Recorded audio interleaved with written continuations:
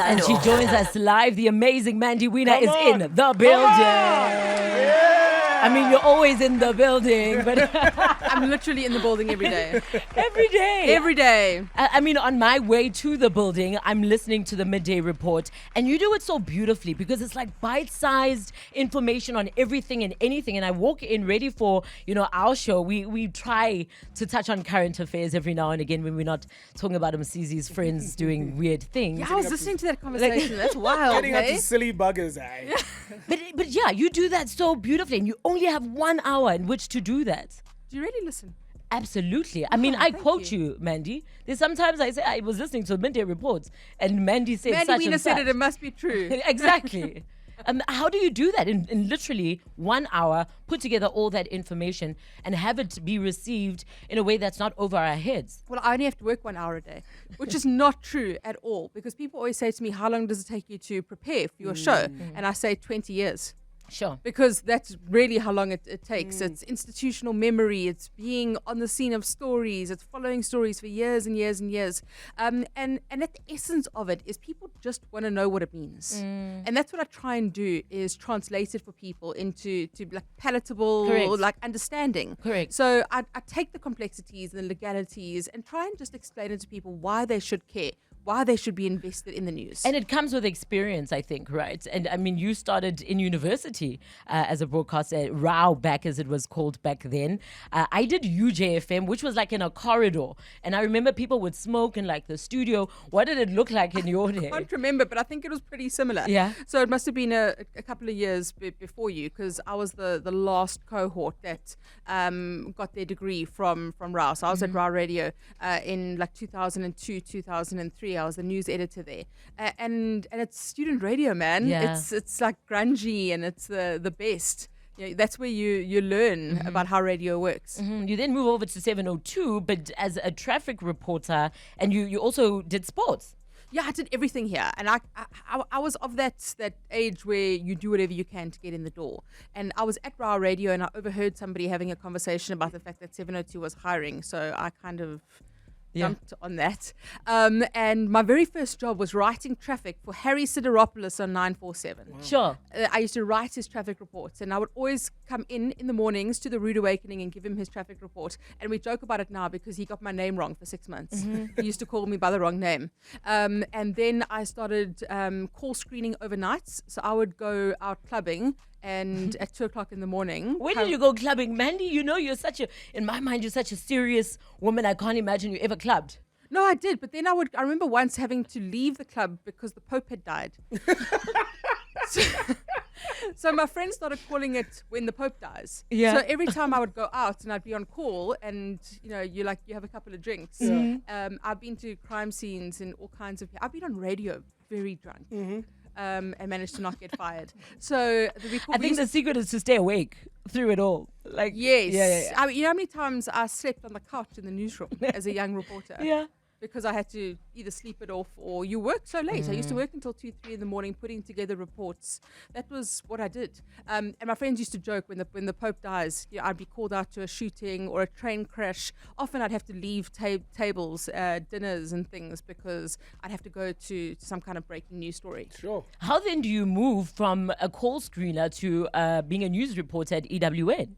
So I did that for a long time, and then I started writing for online reports, and I was begging Katie Catapodis for a job. She was the editor at the time. Now, everybody's been through the Katie Catapodis School of Journalism, and I begged her, and eventually she agreed to send me out on a story about water cuts in Houghton. And I was like, how hard could that be? That was down the road from Madiba's house. I can do this. So I go out to Houghton, and outside one of these mansions, there was a RAV4 parked there, and I was about to ring the bell, and this car pulled up with a bunch of guys, and they jumped out and they pointed a gun at me. And they thought the RAV4 was mine. So they said, give us your keys and all of your possessions. So I handed everything over. But I had a microphone on me because I was doing these vox pops for water cuts. So I hit record on my recorder and recorded this whole thing happening. What? And then the guy with the gun looked at me and he said, are you a reporter? And I said, yes. And he said, I'm so sorry. We're looking for somebody else. And he gave me all of my stuff back and left. Isn't that crazy? Because that would foretell the rest of your life what you'd actually be investigating. Well, the next morning, I was on John Robbie's show on 702 and on the front page of The Star, and Katie gave me a job. Wow. I mean, you quoted David O'Sullivan as saying, just keep your microphone up and your head down. And was that what it was like to be on the ground for you? Like, I mean, Msizi speaks about how he read your book and he was scared to come to Joburg because of Well, the first Killing one Kibble. was, I think, Killing Kibble, I read it in like 2015. And I remember it was way before I moved to Joburg. And then, of course, Ministry of Crime came out at the same time that I'd moved to Joburg. And when I say I was terrified of ever leaving my house, because you made Joburg sound like it is the most war zone. dangerous place. First, I mean, Killing Kibble was in the east. Agents in Bedfordview Yes, in the hated east. me. Hated me. I'm sure. Because I used to call Bedfordview Deadfordview. Yes. And there was so much going on at the time. But as a breaking news reporter, I spent years just chasing the news. My cortisol levels are stuffed as a result of that. I'm sure. Because I would always be the first person to stick my hand up and say, send me, I want to go. And I was bulletproof. It never occurred to me that something could go wrong. I was about to say, I mean, you sat across some of the most dangerous people to come out of South Africa, your Lolly Jacksons, your Radovan Kretschers of life. Did it ever cross your mind that you were putting your life in danger? No, it wasn't about that. So I'm very different now to what I was like then. I was young. I, thought that I was bulletproof. I thought that nothing could happen to me. I was intent on just telling the story. I wanted to be that journalist that got the scoop, and that's all that mattered to me at the time. Nothing else mattered. It was what drove me. Yeah. And I got to know people very well. So there were moments where I thought, whew, this is, this guy's gangster. Like, I'm very, very worried about this. But at no, I always say I never really got a really proper death threat. I was about to ask, were Very you ever threatened? disappointing. When you say Very proper, disappointing. when you say proper death threats, then what were the improper death threats? Or It the was light? a phone call. It was like death threat light. Yeah. So it would be a message saying you shouldn't do this, but never a direct death threat. But I think times have really changed in South Africa. And one of the reasons that I don't actually report on organized crime to the extent that I used to, and I don't dive into it as deep as I used to, is because of that. I think that the targeted assassinations in the country at the moment are so much more serious. I think that they are ominous. I think it's a very real threat to a lot of people. We've seen auditors, lawyers, liquidators, whistleblowers being killed, and that for me is frightening. But you almost predicted all of that. I mean, you released the whistleblowers in, when was it, 2020? And it was before what we're seeing, for example, with the Madlanga Commission. You put a voice to that before we knew we needed to put a voice to it. And I was very passionate about that project. So I spent a lot of time with whistleblowers in South Africa, many of them state capture whistleblowers, and told their stories and gave them a platform. And I became something of an advocate for whistleblowers because people weren't talking about it enough. And I thought it was so important at the time. And in a way, it was almost a kind of premonition of what we're seeing now, because of how important whistleblowers are. So a story like Babita Deokaran, for example, how crucial that is. And unfortunately in South Africa, the lived experiences of whistleblowers is that they are pushed to the fringes of society. They're treated like pariahs and pimpies. They wear the scarlet letter W. Everybody loves a whistleblower until they're in their own organization. Are you not, I know you said you're never going to do a book like these again, but is there a part of you that's a little bit tempted with everything that's happening at Madlanga? Sure. Yeah, Definitely. I mean, I'm watching Madlanga. There are other journalists that are much better at telling that story than me right now, who are doing an incredible job. So it would be weird for me to go and to be like, hey, I'm the crime girl. I've got to do it. There's other people. People like Jeff Wicks. People like I could see you like and Jeff doing it together. No, Jeff's super capable of doing it himself. Yeah. He doesn't need me to do it. But I do look at that story and think, what a delicious. story to delicious. There's something about, and I saw it with Lerato Höfler, who was here. Every time we'd have that breaking news, where it would happen like in the middle of our funds, where we're talking again about Msizi's phrase, it's like breaking news. Lerato is like huffing and puffing. Is there like an adrenaline to I'm not going to say horrible things happening, but being the first to put it out there. Well, if you knew what we said in newsrooms that people didn't hear about breaking news stories, you'd be horrified. Because that's what we thrive on. If it bleeds, it leads. Yeah. And that's the reality. How many people died? That's what we care about. But there is something about that breaking news buzz. Yeah. And there's nothing like it. When you're in a newsroom and that breaking news story comes through, if I'm on air at midday on 7:02 and a breaking news story comes, it's Life day made. made. Yeah. Love it. It's rolling in front of you.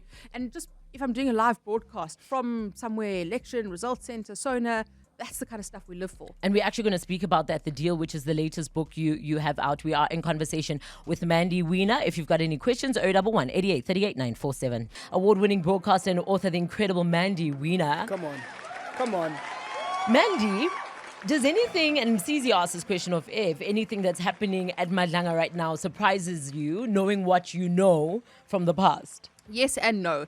So the reason I say no is because this is a pattern that we've seen in South Africa repeated. And a lot of the stories that I've written books about have got this nexus of business, politics, organized crime and police.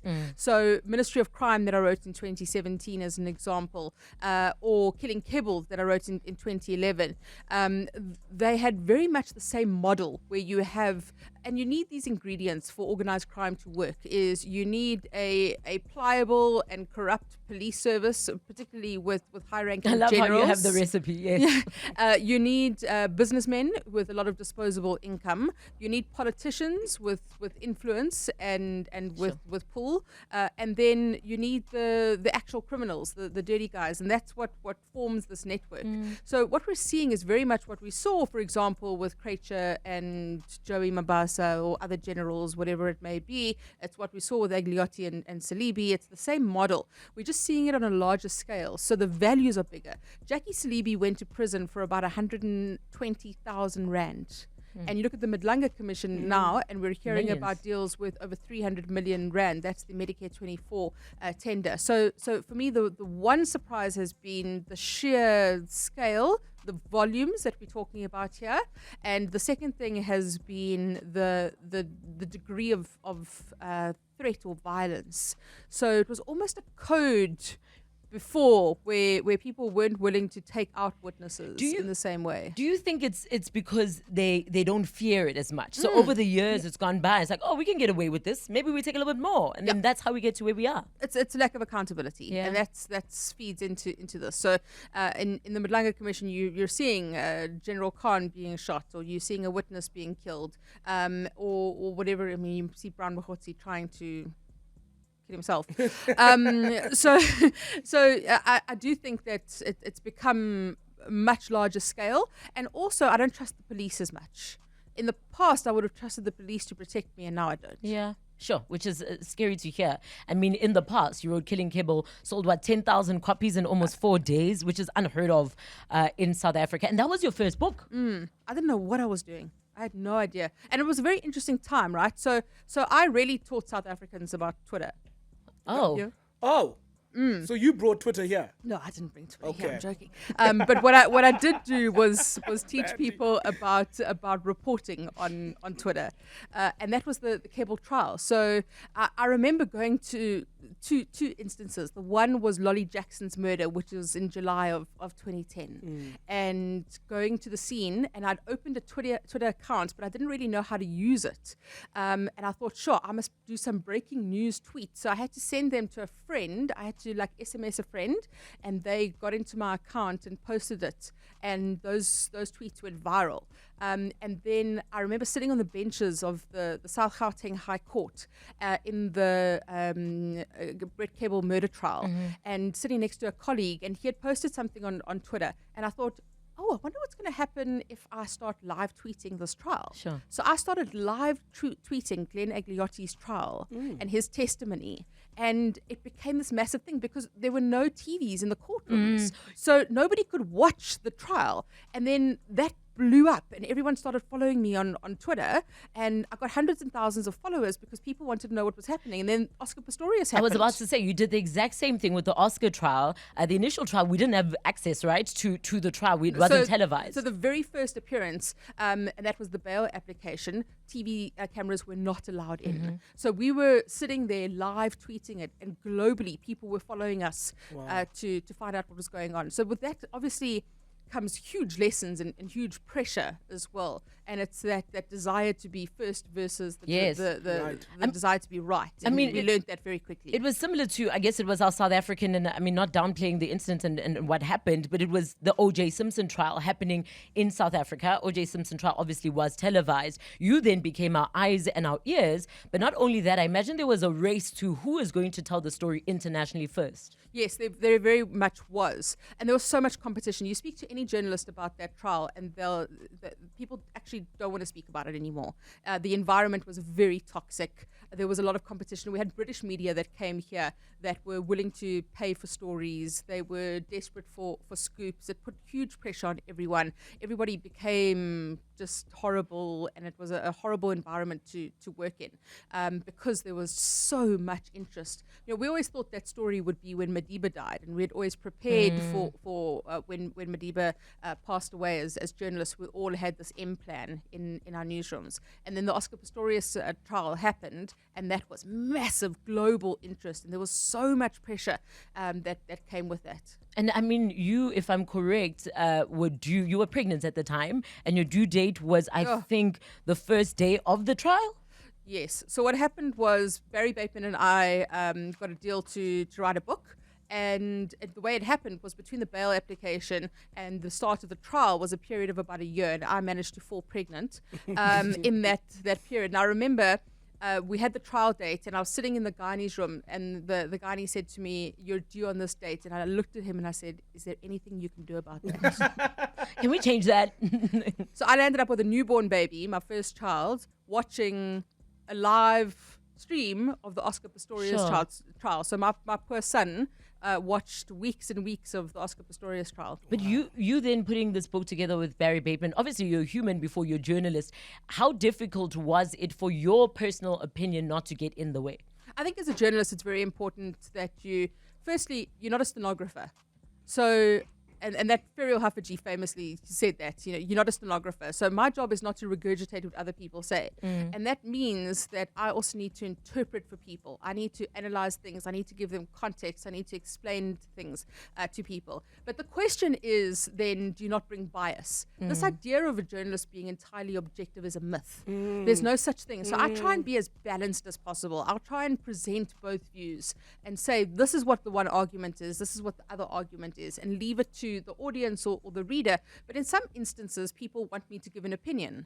So the perfect case at the moment is Andrea Johnson, as an example, where I might have a view which is different to other people's views because I've got a personal lived experience of Andrea Johnson. But at the same time, I need to be able to watch the commission and allow my view to be changed because of what I've seen. What do you say then when people ask you about Andrea Johnson? Do you give your honest opinion? So I give it on air all the time. On 702, people ask me. And what I've said in the past is that I know her as a prosecutor. She was part of the team that prosecuted Jackie Saleeby. She was part of the team that prosecuted Oscar Pistorius. She's an excellent prosecutor. I've always known her to have integrity and be credible. But you can't watch the Madlanga Commission and not have serious concerns about credibility and concessions that she's made. And that for me is a real concern because it impacts on the credibility of IDAC. And we need an independent corruption-busting unit in this country. So we also need to be prepared to not have holy cows and heroes and be able to have our minds changed and provide that analysis for people. I think you do that so beautifully, and you did it with the deal as well, where yes, you've seen many elections over the years, you've been at Rock many a times, but with the deal you did something different. You managed to sit with these politicians and have conversations that journalists have never had before. And I thought it was so important to tell that story. So the deal is the backstory of the GNU negotiations. So I go into the backstory about what really happened, because we don't know as reporters. We weren't allowed into the rooms where the politicians were negotiating the deal for a government of national unity. And what I wanted to do was tell that inside story. So I wanted to go into the conference rooms or the hotel basements or into the Inanda Club. I know the irony, right, of these like leftist organizations meeting in the Inanda Club to determine the future of South a country Africa. that's suffering. Yeah, with the highest Gini coefficient in the world. Or at the Westcliff Guest House. Of the Enthovens. Of Eddie Enthoven's Westcliff Guest House with this vista over the parks of Joburg. So I try and take people into those rooms, and the way I did that was sitting down with politicians who were in the rooms for hours and hours and listening to them, and creating that environment for them that they felt comfortable enough to talk about it. I was going to ask, were you then surprised at their willingness to have these conversations with and you? they said stuff about each other, hey? Really? Yeah. So what's the worst thing? No, you must go read the book. Okay. But I read the book, but my question, similar to Thando's, I mean, everyone has read, of course, Ministry of Crime, Killing Cable, and all the books preceding The Deal and other books. How are you still able to get those politicians or even the gangsters and mobsters? How do you get them to still agree to sit down and talk to you when they know that book is coming out? People want to be heard. Okay. People want to be heard. They want to be seen. They want their version of the story to come out. And I'm willing to listen. And I get flack for that sometimes, for giving criminals a pedestal, for glorifying them. I've had a lot of that kind of criticism, that I'm glorifying criminals or that I'm giving politicians too much room to speak. I'm not a fighter on air. You know that on radio, I very rarely climb into somebody and have a go. I don't think there's any value in that. I want to listen to people, and my style is to give people enough space to sink themselves. Yes. I think also something beautiful that you do, again, how I said earlier, you preempted. And did you think this was going to happen? Did you imagine a government of national unity? Because I think that's what you're constantly getting right. You're almost able to predict the future. I never make a prediction, especially on radio. You don't look into a crystal ball and make a prediction. You find ways around that, because then people come back to you and say you got it wrong. I think that it was a scenario. I'm always reluctant to say I saw it coming. People like to claim that. But you were right. I don't know. I thought maybe we'd have a smaller coalition. I didn't think we'd have a government of national unity. I thought it would be a smaller coalition, which is essentially what it actually is. We're in conversation with Mandy Wiener. You got to meet, you got to see the inauguration of Barack Obama as well. We'll talk about that next. Mandy, you mentioned that you'll never again write any book that has to do with the underworld or organized crime. Is it because of motherhood? Now you've got a family. Yes. There's repercussions now. Yes, and I'm not as bulletproof as I was. I've got to think about other people. So a few years ago, just after I wrote Ministry of Crime in 2017 or so, my kids were small, and I thought, what am I doing? This is crazy. And I never thought I would be that person. That you'd be scared. Not that I was scared, just that I started to think about the implications and the repercussions, and I couldn't deal with the stress and the anxiety of it, and the worry of upsetting people. My skin got quite thin. And I'd argue that. I don't think your skin is thin at all. I started to really think about the implications on the people that I was writing about as well. Whereas as in the past I maybe wouldn't have. So as you mature, you start to think about it more deeply. And think about your responsibility as a journalist. We have great power.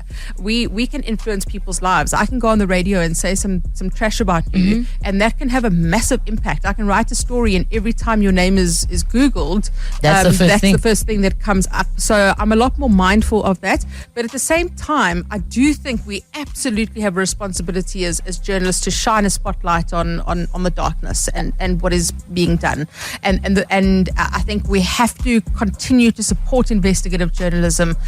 In many instances in South Africa, investigative journalism is what brings this to light. And that means we've got to buy books, we've got to fund journalism, you've got to pay for paywalls, because it's so crucial. I think it's really what's keeping South Africa alive, investigative journalism, because people are being called out. But then you moved on to write a memoir. If I'm correct, you've written 2 memoirs, am I correct? Of yes. Other people. Yes, of other people. So Vusi Pikoli, and then there was the Robert Marawa story. What moved you into that direction, and how do you choose? How does one get Mandy Wiener to write the memoir? Yeah, I don't know. It's a combination. I mean, I can't even remember what happened with Vusi Pikoli. I convinced him. With Robert, I think he convinced me. To do the book. And I like to call it a palate cleanser. So in between doing investigative work, I quite enjoy telling people stories and sitting down with them and really getting to the heart of it and trying to relay that. And it's fascinating to really understand people. And I think it's important for people's stories to be recorded for history, for posterity. So in both those instances, I felt that they were individuals with phenomenal stories that people could really take value from. What does that process look like? I mean, obviously, you're either speaking to criminals in the underworld or you're speaking to trailblazing South Africans. Is it the same sort of approach? Yeah. I take exactly the same approach. For me, it's sitting down with people in person where they're comfortable and making time for it. And it's tricky for me because on radio, everything is so fast-paced. My attention span is terrible. I have full-on ADD, not being able to concentrate on things. But when I'm listening to somebody for a book, it's hours and hours. And I will say, I mean, you can ask Robert about this. I'd say, like, what color was the carpet in the room at the time? What was the weather like on that day when you got dropped off at school? What stands out for you? It's to paint that picture, to create the scene, because I'm not there. I need you to do it for me. How did it make you feel? And with these guys, you got to push them. How did it make you feel? I think you almost become somewhat of a therapist, right? Because you're sort of forcing people to even go into spaces maybe they had shut off, chosen to forget or not to speak about, and they passed. And then, of course, comes the decision-making process. Do you want that published or not? Because it does become a lot like therapy. Yeah. Are we in conversation with Mandy Wiener, and she chose today's Vava's J track.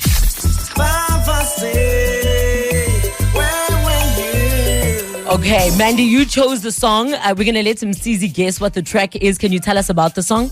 So this song was the first song that played when Barack Obama was elected as president in the US. I was there. It was 2007. I was in Grant Park in Chicago. It was one of the most unbelievable. As a journalist, you get a front row seat to history. And this was a front row seat to history. I was in Grant Park. Barack Obama came out. It was one of the songs that played throughout his campaign, on every campaign speech that he gave. Can you give me a little bit more about the artist, maybe? The artist is one of the most influential rock artists of all time. Rose to fame in the 70s. Mandy, what else you got? I can give you a very obvious clue if you want. Give me an obvious one. The boss. Oh, Bruce Springsteen. Yeah. Come on. It's your story with Mandy Weiner. I mean, over the years, I'm sure you've seen the most horrific things, Mandy. But you, like I said, you're a mother, you're a wife. How do you cope? I'm a big advocate for therapy when it comes to journalism, and it's something that we've seen a real shift in newsrooms. When I was a young reporter, it wasn't something we were so willing to do. We'd rather have that bravado and tough it out. And now I think people are much more mentally aware. And I've seen terrible things. I've seen awful crime scenes. I've reported on stories involving children and just the most harrowing details. Being on scenes where children have died. And I did go for therapy. I think that's absolutely crucial to be able to do that. But I think you also learn to compartmentalize. They equate journalists with paramedics and police officers because you deal with a lot of secondary trauma as well as primary trauma. So often you're on the scene and you see something, but then you got to talk about it for the rest of the day. Correct. And you talk about it over, and you talk about it over. And you don't emote. And over, and you don't emote. You can't emote. And how do you, I guess, disconnect or decompress? Because I imagine the amount of information that you're constantly consuming. Even I sometimes am fatigued. I can't imagine how fatigued you are from just information overload. What do you do to disconnect? And do you ever do that at all? Absolutely, you have to. You have to disconnect. When I was a reporter, I used to watch a lot of the Kardashians. Okay. Because I used to find it was the one thing that could make me completely disconnect. It was mind-numbing. Or cooking shows. Because it was nebulous. I watch a lot of sport. Okay. I watch a huge amount of sport, and I read a lot because that also switches your brain onto a different channel. But I think it's really important that you have real people in your life, and you don't talk about this all the time. My worst thing and people know this, is going for dinner and then people will ask you, Oh, what do you think? what do you think? What do you know? Oh my God, It's I like- really don't want to talk about it. It's like asking a comedian to tell a joke at dinner. Yeah. I've seen it firsthand. Like, I'll bump into Mandy and I'll want to chat about whatever I read in the deal. Yeah. And she has no interest. She's just like, Leave me alone. I'm trying to drink my coffee. Can you just leave me alone? I can't still be talking about this. And I'm quite boundaried about it. Yeah. I'll say to people, I do not want to talk yeah. about it. Yeah. Okay, so basically, you'd rather watch Tottenham Hotspur lose. Oh, you've got good intel, hey? You've Let's got go good back in time, intel. 2002. It's today's Baba's J track. Yes, let's go, Baba's J. There we go.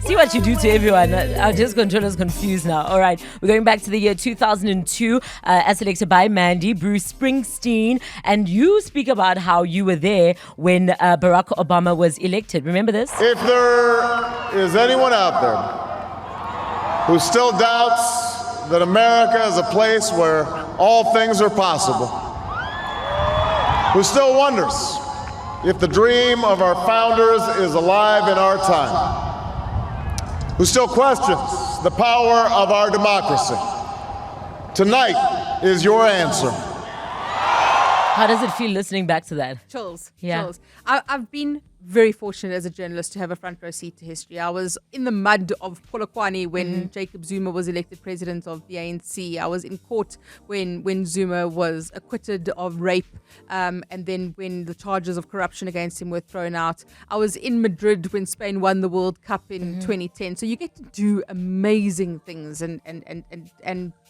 write the first draft Yeah. of history. So to be in Grant Park the night that Barack Obama was elected president, the first black president of the United States, Sure. was unbelievable. Well, let's take you back to that moment in time. Bruce Springsteen, The Rising, on 947. Our Your Story guest, incredible Mandy Wiener, released in the year 2002. It's the year in which Finance Minister Trevor Manuel delivered the national budget speech. Also in that year, Johannesburg was preparing for the upcoming World Summit on Sustainable Development. That was a big deal. Remember that? It is, and sustainable development goals are still a massive deal in the world. Do you remember where you were during that period? In 2002, it was my first year of varsity. Oh, hectic. Yeah. Okay, so becoming the Mandy Wiener that Becoming we know Mandy Wiener. today. I think you're also a big advocate on active citizenship. And I thought I can't let you go without speaking about that, especially because we're about to go to the polls. We're about to go to the polls. I'm very passionate about this. I love to speak about what I call the hope dealers. And in fact, the last couple of weeks, I've been spending time with people who I call the hope dealers, who are people who are changing the narrative in the city of Joburg.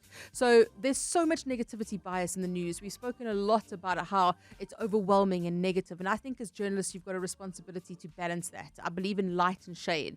And that's why I try and tell the stories of the hope dealers, the patriots, the people who are changing the narrative. And I think it's so important that people are active citizens, that they get involved. You cannot leave it to government alone. You've got to roll up your sleeves. So that means you've got to get involved with elections. You get out there and vote. Be part of your local neighborhood communities. Do you know what your police station commander's name is? Do you go to ward meetings? Is there an NGO that you can give a debit order to or offer your services? There's so much that you can do in South Africa to play a role in changing the narrative. And you've played a very big role in documenting South African history. And I think in an ever-changing and ever-moving news cycle, what you've managed to do so well is pause time. Because we focus on a thing and then we move on to the next. And you say, hold on, but have we investigated this properly? Have we looked at that properly? And I think South Africa is what it is because of journalists like yourself. Thank you, Mandy, for lending your heart and your mind and your passion to South Africa. We'll forever celebrate you and you'll forever be famous. Ladies and gentlemen, Mandy Wiener. Thank you. It's all the stories that matter. And the people behind them. My story. You're plugged into Your Story on 947 Drive with Thando.